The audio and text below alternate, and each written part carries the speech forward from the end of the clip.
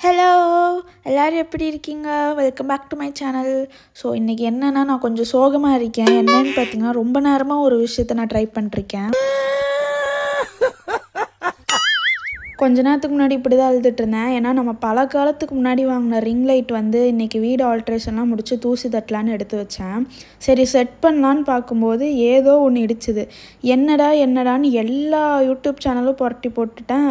கண்டுபிடிக்க முடியல. அவங்க சொல்கிற மாதிரியே தான் நானும் பண்ணுறேன், எல்லாமே பண்ணுறேன். ஆனால் அவங்களுக்கு ஃபிக்ஸ் ஆகுது, எனக்கு ஃபிக்ஸ் ஆக மாட்டேங்குது. இது என்னடா அப்படின்னு பார்த்தா, ஃபிசிக்ஸ்க்கு ஒரு டியூஷன், கெமிஸ்ட்ரிக்கு ஒரு டியூஷன், மேக்ஸுக்கு ஒரு டியூஷன், ரோடா அலைஞ்சு அதுக்கு ஃபீஸ் கட்ட பெற்றவங்கள வேற ரோடா அலைய. இத்தனை டியூஷன் போயும் ஒரு ரிங் லைட் செட் பண்ண முடியலையே. எனக்கு அவர் பார்த்தா சிரிப்பா வருது. அவனோ ஒரு புண்ணியவான் கடைசியில் புரிய வச்சான். என்னடான்னு பார்த்தா இந்த ஒரு கேப்பு.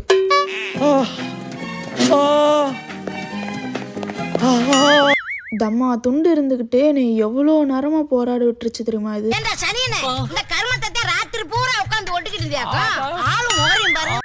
நான் ஏதோ ஸ்க்ரூ கையில் குத்தாமல் இருக்கிறது தான் போட்டிருக்காங்கன்னு நினச்சி தூக்கி தூர போட்டேன். அதுக்கப்புறமா இவ்வளோ பிரச்சனைக்கு அப்புறம் இதுதான் சொல்யூஷன் தெரிஞ்சதுக்கப்புறம் குப்பை தொட்டிக்குள்ளார போய் தொலைவி பிடிச்சி எடுத்துகிட்டு வந்தேன். இதை ஒரு நிமிஷம் பக்குன்னு ஆயிடுச்சு. இது மட்டும் இல்லைன்னா இந்நேரம் 6000 7000 இருக்குது. என்னோட ரிங் லைட் வந்து புஷ்ஷுன்னு போயிருக்கோம். கடைசியாக இது ஃபைனலாக போட்டு முடிச்சு எல்லாம் ஃபிக்ஸ் பண்ணிட்டேன். இவ்வளோ வேலை செஞ்சு மண்டை மேலே இருக்க கொண்டே மறந்துட்டேன். ஃபைனலி ஒரு போராட்டத்துக்கு அப்புறமா செட் பண்ணியாச்சு. I'm happy. இனிமேல் நம்ம இதில் தான் வந்து ஷூட் பண்ண போகிறோம். ஸோ அதுக்கப்புறமா ஒரு முடிவெடுத்தேன். ரொம்ப காலமாக வந்து என் மேக்கப் பவுச்சில் வந்து ஃபவுண்டேஷன் கொட்டி எல்லா ப்ராடக்ட்லும் ஸ்பில் ஆகி நாசமாக கிடந்துச்சு. சரி அதை க்ளீன் பண்ணலாம் அப்படிங்கிற ஒரு பொறுப்பை வந்து இன்றைக்கி நான் கையில் எடுத்தேன். சரி நம்மக்கிட்ட தான் மேக்கப் ரிமூவர் இருக்கே, நம்ம ஃபேஸில் இருக்க ஃபவுண்டேஷனே க்ளீன் பண்ணுது, இந்த ப்ராடக்ட்ஸில் இருக்க ஃபவுண்டேஷனை க்ளீன் பண்ணாதா அப்படின்னு சொல்லிட்டு அதை வச்சு க்ளீன் பண்ணலான்னு வந்து ஒரு தப்பு கணக்கு போட்டேன். கடைசியில் போட்டு தேய்ன்னு தேய்க்கிறேன், போகவே மாட்டேங்குது.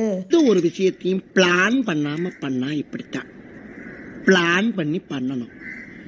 ஓகே சரின்னு ஒரு பிளான் போட்டேன். அதுதான் பாத்திரம் தேய்க்கிற ஸ்க்ரப்பை வச்சே தேய்ச்சி எடுத்துடலாம் எல்லாமே அப்படின்ட்டு வேறு வழியே இல்லாமல் பண்ணினேன்.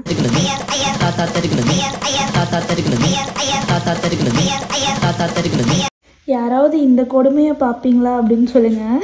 எங்கள் வீட்டில் தான் பார்ப்பாங்க இதெல்லாம், உட்காந்து ப்ராடக்டை தேய்க்கிறதெல்லாம். நீங்கள் நினைக்கலாம் என்னடா ப்ராடக்ட்டுன்னு போனால் புதுசு வாங்கிக்கலாம்ல அப்படின்னு.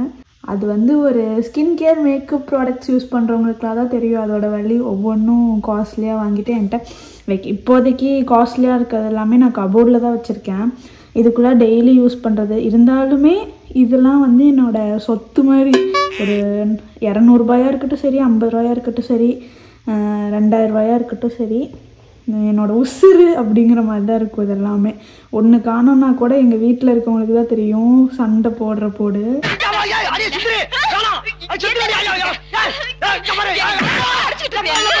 ஸோ அந்த மாதிரி என்ன மாதிரி யாராவது இருக்கீங்கன்னா கமெண்ட் பண்ணுங்கள். ஸோ இதெல்லாம் பண்ணி முடிச்சு மேக்கப் பேக் சரி இதெல்லாம் சரி ஓகே, மேக்கப் பேக் ஏன் கழுவுனேன், புதுசு வாங்கியிருக்கலாமேன்னு கேட்பீங்க.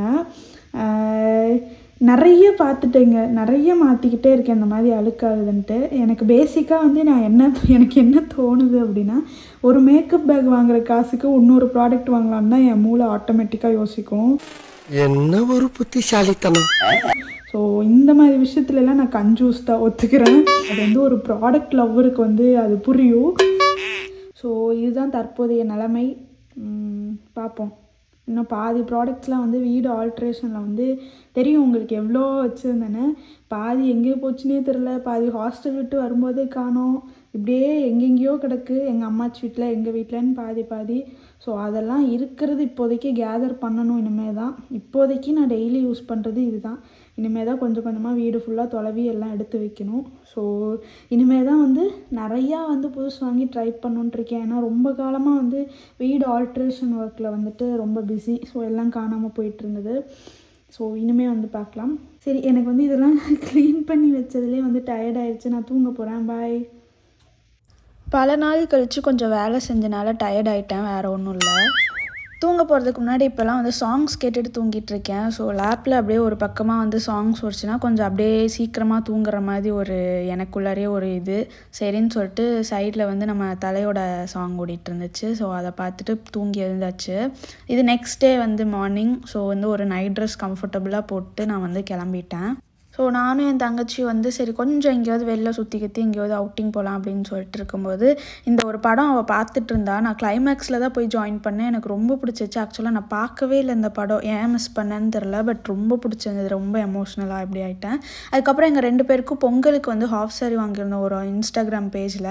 நான் இது வந்து ஸ்டிச் பண்ணி வந்ததுக்கப்புறம் அது நல்லா இருந்ததுன்னா அது எந்த இன்ஸ்டாகிராம் பேஜ் எல்லாமே வந்து சொல்கிறேன். ஸோ அது ஸ்டிச்சிங்க்காக கொடுக்க போயிருந்தோம்.